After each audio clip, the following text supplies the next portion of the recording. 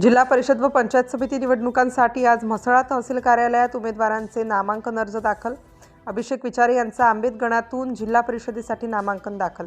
राष्ट्रीय काँग्रेस पार्टीचे महाराष्ट्र प्रदेश उपाध्यक्ष भास्कर दाजी विचारे यांचे सुपुत्र अभिषेक विचारे यांचा जिल्हा परिषदेसाठी नामांकन दाखल। राज्यात जिल्हा परिषद व पंचायत समितीच्या निवडणुका राज्य सरकारद्वारे जाहीर झाल्या आणि या निवडणुकांचे आज नामांकन अर्ज दाखल करण्यासाठी सुरुवात झाली। उद्या या अर्जावर छाननी होणार आहे।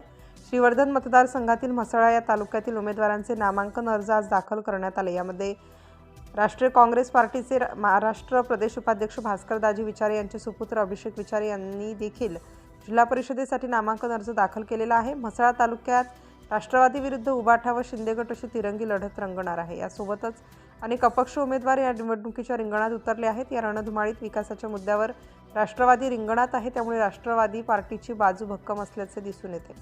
यावेळी राष्ट्रवादी काँग्रेस पक्षाच्या वतीने खासदार सुनीलजी तटकरे यांनी तरुण उमेदवारांना संधी दिली आहे। मौलाना आझाद आर्थिक विकास महामंडळाचे अध्यक्ष मुश्ताकजी अंतुले, भास्कर दाजी विचारे, समीर बंकर, नाजिम हसवारे, महादेव पाटील, नवाब कौशालीसह शेकडो कार्यकर्त्यांच्या उपस्थितीत उमेदवारांनी नामांकन अर्ज म्हसळा तहसीलदार यांच्याकडे दाखल केलेला आहे।